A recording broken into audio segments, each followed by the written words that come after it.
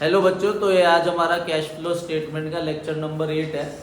तो अब तक हमने ऑपरेटिंग, इन्वेस्टिंग और फाइनेंसिंग को अलग अलग पढ़ लिया। अब हम ऑपरेटिंग एक्टिविटी, इन्वेस्टिंग एक्टिविटी और फाइनेंसिंग एक्टिविटी को मिला के क्वेश्चन करेंगे। तो कल मैंने आपको क्वेश्चन नंबर 25 दिया था और वो आप लोगों की प्रॉब्लम आ गई, ठीक है। तो वो क्वेश्चन 25 मुझे कराना है आपको। तो आओ अपनी बुक में क्वेश्चन नंबर 25, पेज नंबर 6.120। तो आप लोगों को मैंने कल ग्रुप में फॉर्मेट भेजा था एक पूरा कैश फ्लो स्टेटमेंट का। तो जो मैंने आपको बोला था कि उसे रीड कर लेना एटलीस्ट, वो आपने रीड भी नहीं करा, तो आपको प्रॉब्लम तो आएगी क्वेश्चन को करते हुए। तो जब तक आप उस फॉर्मेट को एक बार अपने हाथ से नहीं लिखोगे तब तक आपको ये बात याद ही नहीं रहेगी कि कौन सी एक्टिविटी ऑपरेटिंग की है, कौन सी चीज इन्वेस्टिंग की है, कौन सी चीज फाइनेंसिंग की है। जैसे क्वेश्चन नंबर 25 हमें कह रहा है कि हमें ऑपरेटिंग और फाइनेंसिंग एक्टिविटी बनानी है। तो इस क्वेश्चन को शुरू करने से पहले मैं आपको एक शॉर्टकट बता रहा हूं जिससे आपका क्वेश्चन और जल्दी होने की चांसेस है। देखो भाई ध्यान से, बैलेंस शीट आप सबको पता है, कंपनी की बैलेंस शीट हम पढ़ चुके हैं। ये कंपनी की बैलेंस शीट में दो हेडिंग होती है। एक तरफ होता है इक्विटी एंड लायबिलिटी, बहुत ध्यान समझना बेटा इसे, और दूसरी तरफ हेडिंग होती है एसेट्स। तो इक्विटी एंड लायबिलिटी में पहली हेडिंग होती है शेयर होल्डर फंड। इसके अंदर दो नाम आते हैं, share capital and reserve and surplus. उसके बाद दूसरी हेडिंग होती है आपकी नॉन करंट लायबिलिटी, और तीसरी हेडिंग होती है करंट लायबिलिटी। एसेट्स के अंदर दो हेडिंग होती है, नॉन करंट एसेट और करंट एसेट।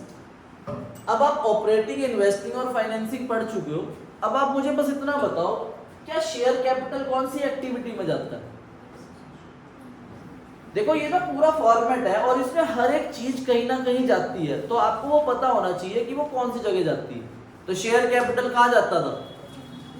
तो ये जाता है फाइनेंसिंग एक्टिविटी के अंदर। रिजर्व एंड सरप्लस से क्या निकलता था? Net profit before tax, transfer to PL, transfer to reserve से हमारा क्या जाता है? Net profit before tax. Non current liability जैसे लॉन्ग टर्म बोरोइंग, डिबेंचर्स, ये सब कहां जाते हैं बताओ? फाइनेंसिंग में। तो फाइनेंसिंग एक्टिविटी के अंदर जाता है। करंट लायबिलिटी कहां जाती थी? Increase decrease, operating activity.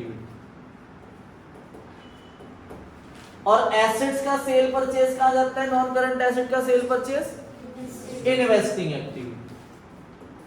और करंट एसेट का इंक्रीज डिक्रीज, ऑपरेटिंग एक्टिविटी। तो देखो सारी आइटम्स कहीं ना कहीं जाती है। तो अब हमें क्वेश्चन को ध्यान से पढ़ना है और आप लोगों ने मुझे बताना है कि वो कौन सी एक्टिविटी का पार्ट है। तो जब आप क्वेश्चन को पढ़ के यही नहीं पता होगा कि वो कौन सी एक्टिविटी का है, तब तक आप क्वेश्चन कर ही नहीं सकते। तो अब ध्यान से क्वेश्चन 25 को रीड करो।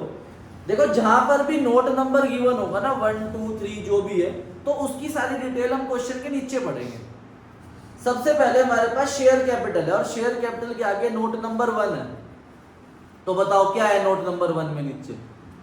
इक्विटी शेयर कैपिटल 4.5 से 5 लाख हो गए, कहां जाता है इक्विटी शेयर कैपिटल? फाइनेंसिंग। फिर preference share capital, preference share capital भी कहां जाता है? पर प्रेफरेंस शेयर कैपिटल के आगे एक परसेंटेज है 5%। वो 5% का क्या होता है शेयर्स पे? डिविडेंड। और मैंने कल आपको लिखवाया भी था, डिविडेंड पेड दो जगह जाता है, नेट प्रॉफिट बिफोर टैक्स में प्लस और फाइनेंसिंग एक्टिविटी में माइनस। जो कल मैंने आपको 6-7 एडजस्टमेंट लिखवाई थी ना, दो जगह जाती है, ठीक है। चाहे तो पढ़ भी लो, चाहे पेज पलट करके। Dividend paid, interim dividend paid के नाम से लिखवा रखा है। उसके बाद वापस आ जाओ क्वेश्चन में ऊपर, रिजर्व एंड सरप्लस है, उसके लिए नोट नंबर 2 है। बताओ नोट नंबर 2 में क्या दे रखा है? Capital redemption reserve, general reserve और पीएल। कहां जाता है रिजर्व एंड सरप्लस? क्या निकलता है इससे?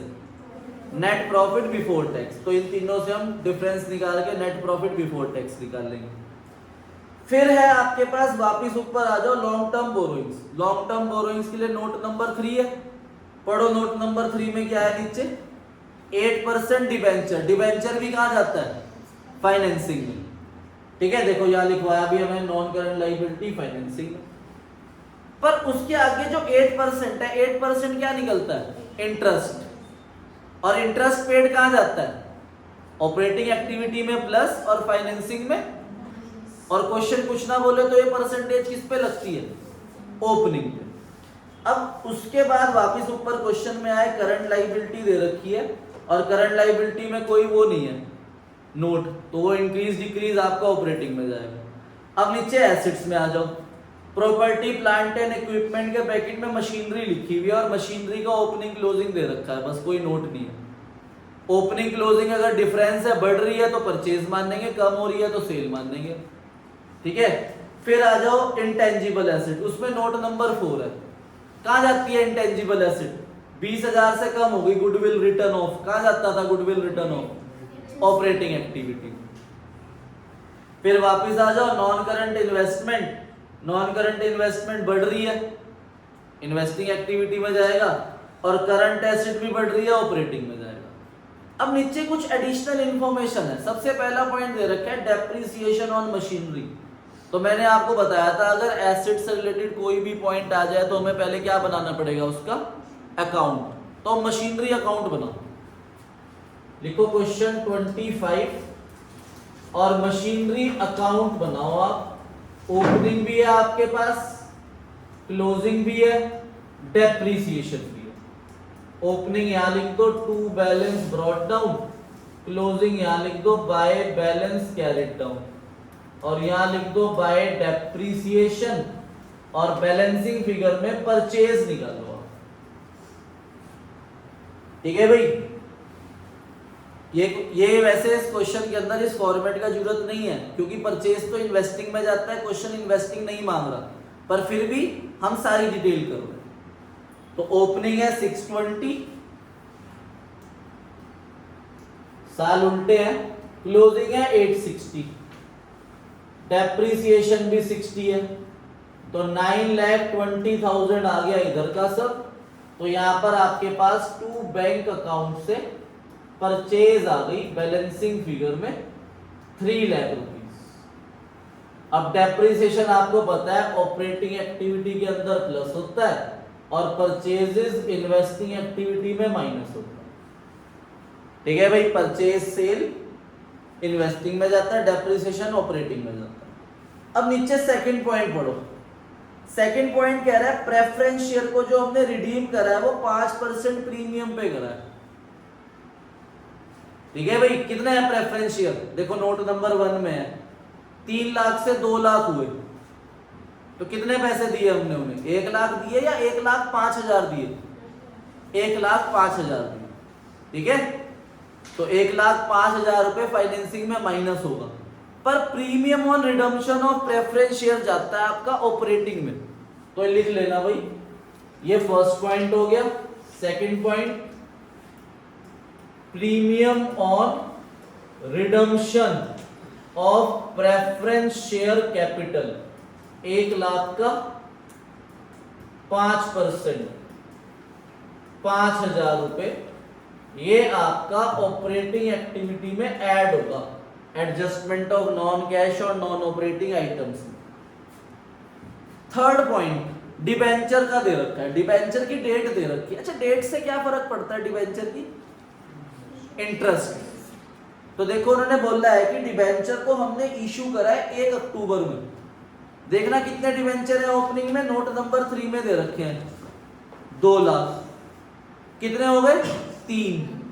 तो 2 लाख से 3 लाख कह रहे हैं, जो 1 लाख रुपए बढ़े हैं ये 1 अक्टूबर को बढ़े हैं।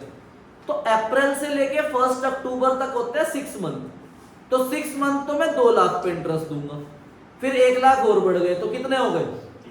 तो बाकी के 6 मंथ 3 लाख पे इंटरेस्ट दूंगा। तो थर्ड पॉइंट से इंटरेस्ट भी अभी कैलकुलेट कर लेते हैं। इंटरेस्ट ऑन 8% डिबेंचर, तो भाई 2 लाख का 8% इंटू 6/12, फिर प्लस 3 लाख का 8% इंटू 6/12, तो ये आ गया आपका 8,000 और ये आ गया 12,000। तो टोटल 20,000 रुपीज इंटरेस्ट आया और ये इंटरेस्ट पेड आपका दो जगह जाता है, ऑपरेटिंग एक्टिविटी में प्लस होगा और फाइनेंसिंग एक्टिविटी में माइनस होगा। और इस क्वेश्चन में हमें ऑपरेटिंग और फाइनेंसिंग ही बनानी है, तो हमने नीचे एडिशनल इंफॉर्मेशन वाली सारी चीजें लिख ली, ठीक है। अब हमें कैलकुलेट करना है नेट प्रॉफिट बिफोर टैक्स, तो लिखेंगे हम calculation of net profit before tax. उसके लिए हाँ सॉरी, अगले पेज में पॉइंट नंबर 4 भी है, प्रपोज डिविडेंड इक्विटी शेयर पे, प्रीवियस ईयर का है, इक्विटी शेयर पे प्रपोज डिविडेंड, ये भी दो जगह जाता है अगर आपको याद हो। Propose dividend net profit before tax में प्लस और फाइनेंसिंग में। तो अब ये 8% ओपनिंग पे लगेगा, क्वेश्चन कुछ ना बोले तो 4.5 लाख का निकाल लेंगे 8%, ठीक है भाई। यहां लिख देता हूं मैं 4th point, proposed dividend previous year 4.5 lakh का 8%, तो 4,50,000 का 8% निकालेंगे 36,000 रुपीज। तो 36,000 ये भी दो जगह जाता है, एक तो नेट प्रॉफिट बिफोर टैक्स में ऐड होगा और फाइनेंसिंग एक्टिविटी में माइनस होगा। अब हमें बनाना है calculation of net profit before tax, तो इसमें एक तो लिख लो transfer to capital redemption reserve, फिर ट्रांसफर टू जनरल रिजर्व और डिफरेंस बिटवीन पीएल, और एक आएगा इसमें डिविडेंड पेड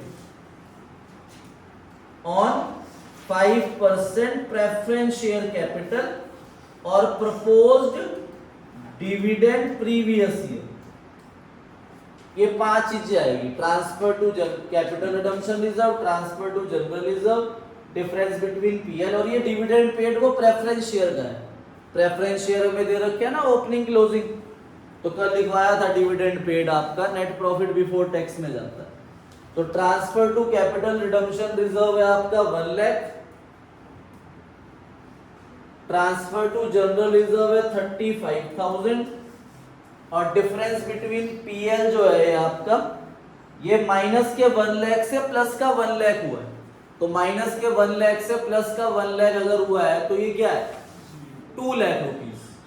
तो 2 लाख रुपीस लिखेंगे difference between PL, dividend paid on 5% preference share, preference share opening में 3 लाख है, 3 लाख का 5% होता है 15,000, और प्रपोज डिविडेंड प्रीवियस ईयर है 36,000। तो इन सब को प्लस करेंगे 1,55,000 प्लस 15,000, सॉरी ये 2 लाख है पीएल, ये 2 लाख रुपए है, मैंने 20,000 लिख दिया। 1 lakh plus 35,000 plus 2 lakh plus 15,000 plus 36, तो 3,86,000 आ गया मेरा नेट प्रॉफिट बिफोर टैक्स, ठीक है 3,86,000। तो अब हम बनाएंगे cash flow from operating activity का format.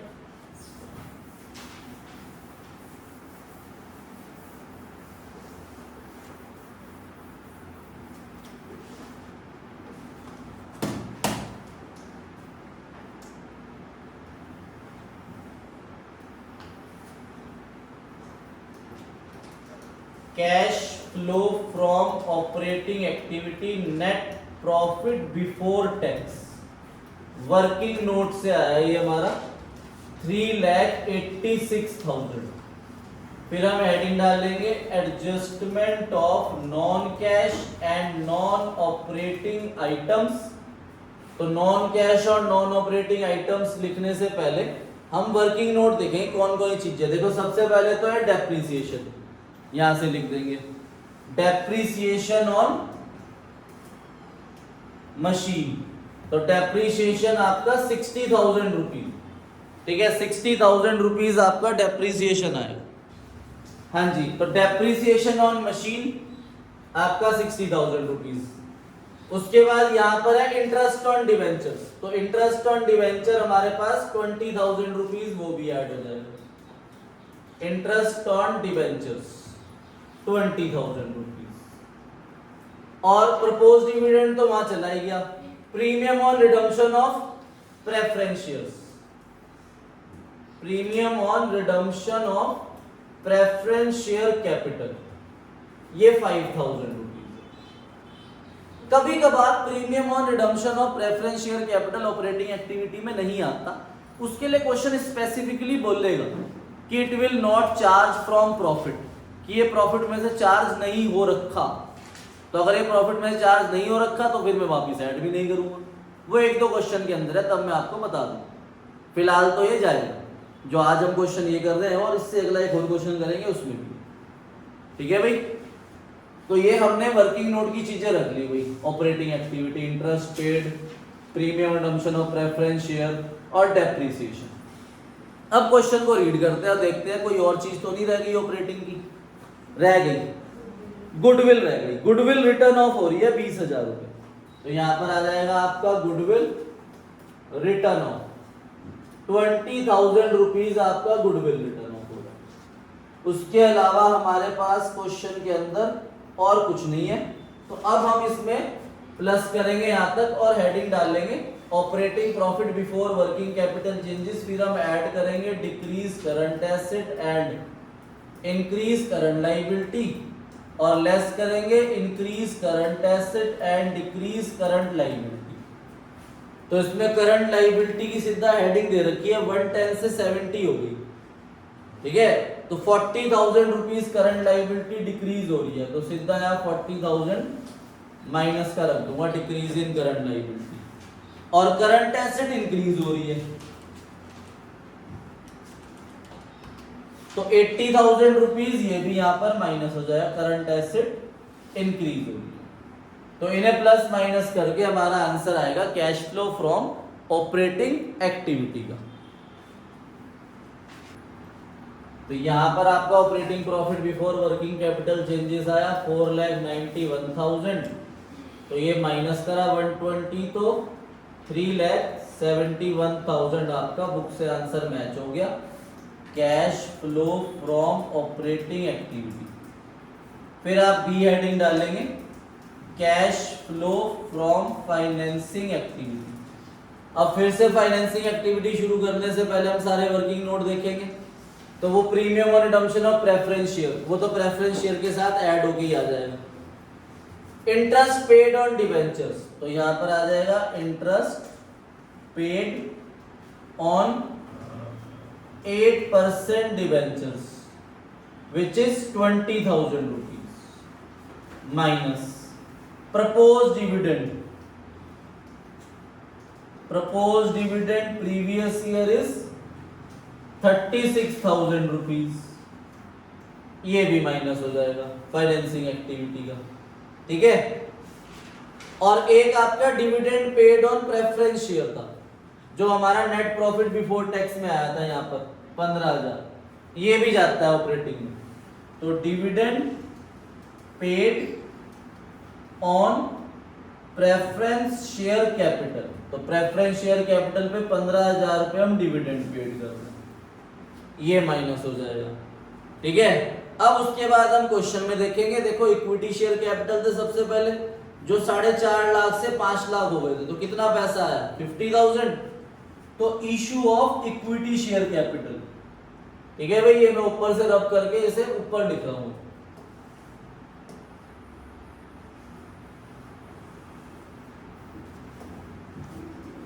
Issue of equity share capital 50,000 rupees, ये इसी के नीचे ऐड होगा issue of equity share capital. फिर प्रेफरेंस शेयर कैपिटल को हमने रिडीम करा था, तो redemption of preference share capital, पर प्रेफरेंस शेयर कैपिटल को हम 5% प्रीमियम पे रिडीम कर रहे थे, तो 1,05,000 रुपीज माइनस होगा redemption of preference share capital. उसके बाद क्वेश्चन में डिबेंचर्स इशू हुए थे, तो इशू ऑफ डिबेंचर प्लस होगा इशू ऑफ 8% डिवेंचर, और डिवेंचर से 1 लाख रुपीज आए। ठीक है, इन्हें प्लस माइनस करके हमारा cash flow from financing activity का आंसर आ जाएगा।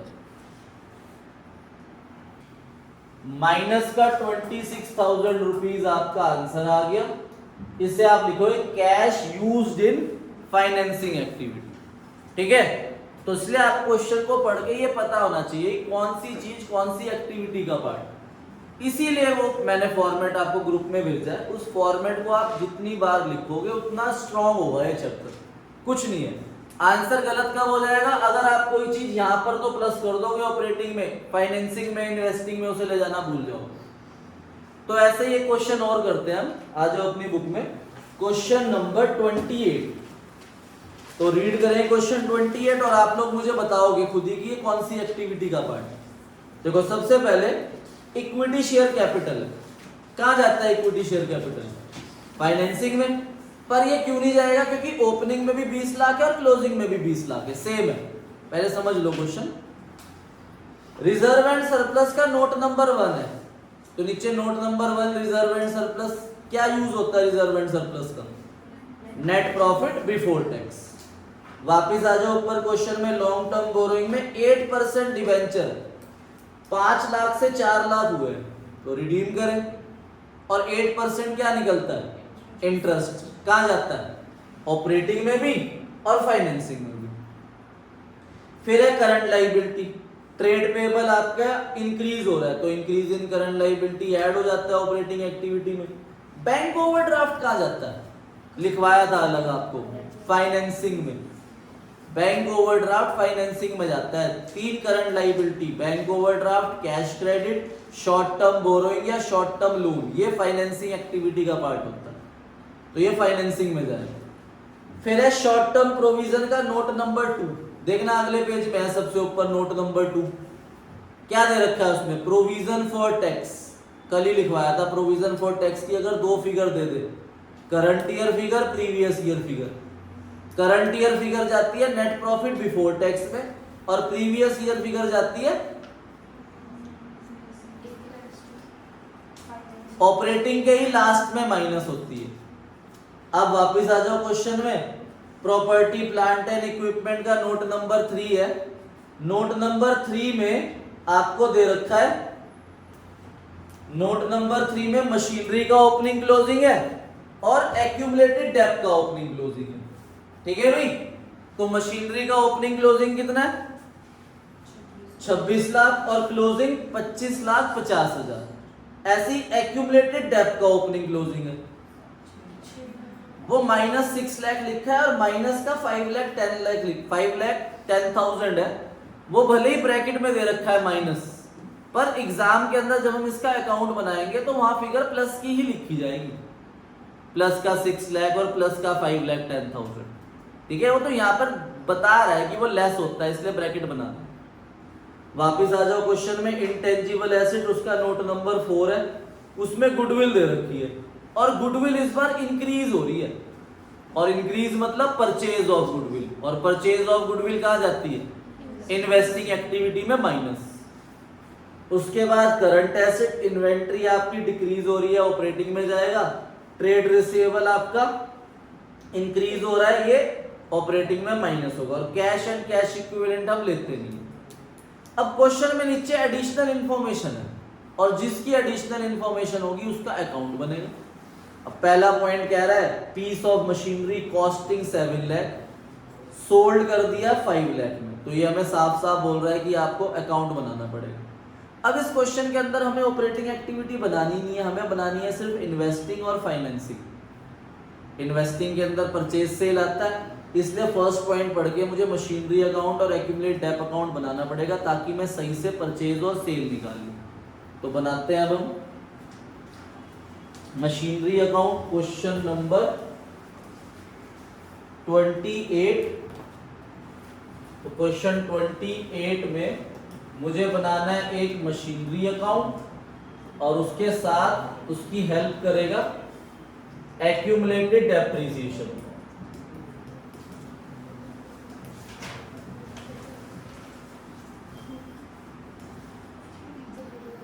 मशीनरी का ओपनिंग इधर लिख देंगे 26 lakh, to balance brought down 26 lakh, और क्लोजिंग लिख देंगे 25,50,000, by balance carried down 25,50,000। Accumulated डेब्ट का ओपनिंग इधर आता है क्योंकि ये लायबिलिटी होती है 6 लाख, एंड क्लोजिंग आ जाएगा इधर, टू बैलेंस कैरिड डाउन 5,10,000। तो ये हमने ओपनिंग क्लोजिंग लिख दिया। देखो भाई, मैंने जब आपको इसका कंसेप्ट बताया था कि जब ये दोनों अकाउंट अलग अलग बनते हैं, तो मैंने बताया था कि जो एसेट सेल हो रही है उसका डेप्रिसिएशन इस अकाउंट से इस अकाउंट में ट्रांसफर होता है। तो वो चीज इस क्वेश्चन के अंदर गिवन नहीं है, इसलिए फर्स्ट पॉइंट बहुत ध्यान से पढ़ना। कह रहे हैं मशीन कॉस्टिंग 7 लाख है। कॉस्टिंग मतलब इतने में हमने खरीदी थी, पर प्रॉफिट लॉस निकालने के लिए आज की वैल्यू चाहिए होती। 7 लाख में मैंने इसे परचेज करा था और आज की वैल्यू मुझे पता नहीं है, पर मैं इसे सेल कर रहा हूं 5 लाख में। तो आज की वैल्यू मुझे तभी पता चलेगी जब इसका डेप्ट माइनस होगा, वो है नहीं। हमें आगे डेप्ट ड्यूरिंग द ईयर दे रखा है, तो वो डेप्रिसिएशन ड्यूरिंग द ईयर पहले हमें यहां रखना पड़ेगा। डेप्रिसिएशन ड्यूरिंग द ईयर 180, फिर बैलेंसिंग फिगर में यहां पर निकलेगा टू मशीनरी अकाउंट, उस मशीन का डेप्ट निकलेगा जो मशीन सेल होगी। तो इधर का सम हो गया 7,80,000, इधर भी 7,80,000, तो ये 2,70,000 रुपीज आपका उस मशीन का डेप्ट है जो सेल हो रही है। तो 7 लाख की मशीन पे 2,70,000 अगर डेप्ट लगा है तो आज वैल्यू 4,30,000 है, और 4,30,000 को आपने 5 लाख में सेल करा है। तो बताओ कितना प्रॉफिट हो गया? 70,000। ठीक है भाई, तो 70,000 का प्रॉफिट हो गया, वो आपको पता है कहां आता है। तो अब ये 5 लाख की जो सेल हुई है ये यहां आ जाएगा, बाय बैंक अकाउंट 5 लाख की सेल हुई, बाय एक्यूमुलेटेड डेप्ट ये इधर भी आएगा 270, और जो गेन हुआ 70,000 का वो यहां पर आ जाएगा। तो अब इधर का सम करेंगे और यहां पर टू बैंक से परचेज निकाल लेंगे बैलेंसिंग फिगर। ठीक है, अब ये परचेज सेल आ जाएगी हमारी, फिर उसे हम इन्वेस्टिंग एक्टिविटी के अंदर रखेंगे। तो यहां का सम करा हमने 33,20,000 में माइनस करा, तो परचेज बैलेंसिंग फिगर में आ गई आपके पास 650। अब आपको बताए डेप्रिसिएशन जाता है ऑपरेटिंग एक्टिविटी में ऐड, सेल आपका जाता है इन्वेस्टिंग एक्टिविटी में ऐड, गेन आपका जाता है ऑपरेटिंग एक्टिविटी में माइनस, और परचेज जाता है इन्वेस्टिंग एक्टिविटी में माइनस। ऑपरेटिंग एक्टिविटी हमें इस क्वेश्चन में बनानी नहीं है, पर हमें पता होना चाहिए कौन सी चीज कहां जाती है। अब एडिशनल इंफॉर्मेशन का सेकंड पॉइंट पढ़ो। कह रहे हैं 8% डिवेंचर जो रिडीम हो रहे हैं वो 5% प्रीमियम पे रिडीम हो रहे हैं, और 1 जनवरी को कर रहे हैं। तो 1 जनवरी तक, 1 अप्रैल से 1 जनवरी तक कितने मंथ होते हैं? 9। तो 9 मंथ और 3 मंथ का डबल वो लगेगा इंटरेस्ट, और 5% प्रीमियम है। तो इसका मतलब जो आप डिवेंचर्स को पैसे दे रहे हो वो 1 लाख रुपीज नहीं दे रहे, 1,05,000 रुपीज दे रहे हो। देखो वही आ गया प्रीमियम ऑन रिडम्पशन ऑफ, पिछले क्वेश्चन में प्रेफरेंस शेयर पे था, इस पे डिवेंचर्स पे। अगर इसमें भी ऑपरेटिंग एक्टिविटी बनानी होती तो वहां पर भी मैं ऐड करता। ठीक है, premium on redemption of debentures. तो फिलहाल आप इंटरेस्ट निकालो। तो ये फर्स्ट पॉइंट हो गया। अब सेकंड पॉइंट से हम इंटरेस्ट निकालते हैं, इंटरेस्ट ऑन डिवेंचर्स। तो डिवेंचर्स जो है हमारे पास ओपनिंग में है हमारे पास 5 लाख, तो 5 लाख का 8% इंटू 9/12, क्योंकि 1 जनवरी तक 9 मंथ होते हैं। फिर हमने 1 लाख रुपीज दे दिए तो 4 लाख बचे, 4 लाख का 8% इंटू 3/12। तो जो इंटरेस्ट आएगा वो आपका एक तो ऑपरेटिंग एक्टिविटी में ऐड होता है और दूसरा फाइनेंसिंग एक्टिविटी में माइनस होता है। ठीक है, ऑपरेटिंग एक्टिविटी हमें बनानी नहीं है इस क्वेश्चन के अंदर। ठीक है, तो ये आया आपका 38,000 रुपीज आया इन्हें सॉल्व करके।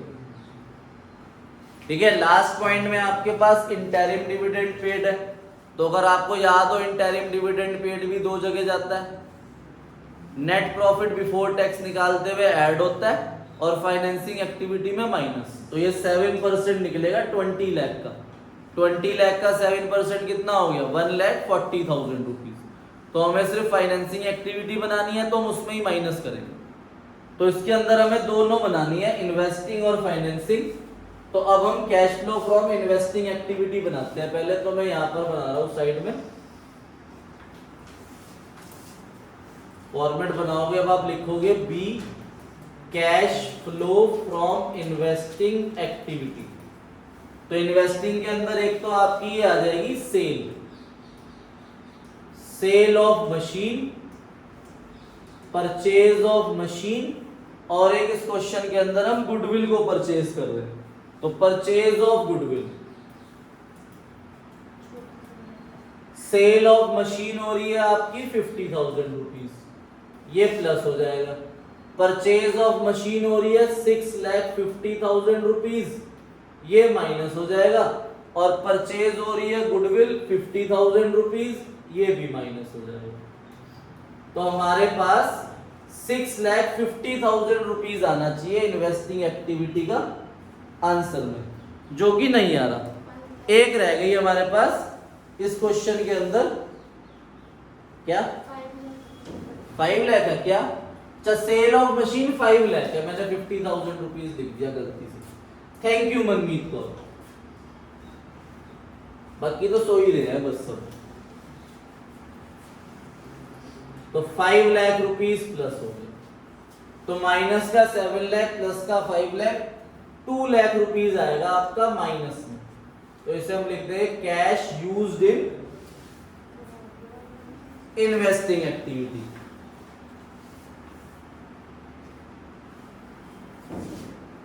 तो next point number C, cash flow from financing activity. अब फाइनेंसिंग एक्टिविटी शुरू करने से पहले फिर हम वर्किंग नोट्स देखेंगे। तो वर्किंग नोट के अंदर एक तो हमारे पास ये इंटरेस्ट पेड है, तो ये आ जाएगा इंटरेस्ट पेड ऑन 8% डिवेंचर्स। तो 8% डिवेंचर्स 38,000 रुपीज, ये माइनस हो जाएगा। Interest paid on 8% debentures. Interim dividend भी पेड कर रहे थे हम, interim dividend paid equity share पे 1,40,000 रुपीज, ये भी माइनस हो जाएगा इंटरिम डिविडेंड पेड। उसके बाद हमारे पास क्वेश्चन के अंदर इक्विटी शेयर कैपिटल जो है ये कोई इंक्रीज डिक्रीज नहीं हो रहे, डिबेंचर्स हो रहे हैं आपके। हमारे डिबेंचर 5 लाख से 4 लाख हो गए थे, तो हम उन्हें रीपे कर रहे थे। तो रिडम्पशन ऑफ 8% डिबेंचर्स। तो डिबेंचर्स तो हमने 1 लाख रुपीज नहीं दिए, प्रीमियम के साथ दिए 5%, तो 1,05,000 रुपीज माइनस होगा। Redemption of 8% debentures. एक चीज यहां पर रह गई, हम रीपे कर रहे हैं bank overdraft, repayment of bank overdraft 50,000 rupees. तो ये आपका 3,33,000 माइनस का आंसर आ जाएगा कैश यूज्ड इन फाइनेंसिंग एक्टिविटी। ठीक है बच्चों, तो इसलिए आपको फॉर्मेट बहुत ध्यान से पढ़ना है, याद करना है। और जो मैंने आपको कल चीज लिखवाई थी कि ये 2 जगह जाती है, वो चीजें पता होनी चाहिए क्वेश्चन को रीड करते ही। तो आज हमने सिर्फ एक ही चीज नहीं सीखी, premium on redemption of preference share या और डिबेंचर्स। ये ऑपरेटिंग एक्टिविटी में प्लस भी होता है, फाइनेंसिंग में माइनस भी होता है, कभी कभार नहीं होता, वो मैं आपको अलग से क्वेश्चन में लिखवाऊंगा। तो फिलहाल आपका होमवर्क में क्वेश्चन 28 है, दोबारा करना है। कर से क्वेश्चन 27 क्वेश्चन 25 इलस्ट्रेशन करनी है आपको। Illustration number 28 and 27। ओके बच्चों, मिलते हैं नेक्स्ट वीडियो के अंदर। Bye bye, happy Diwali.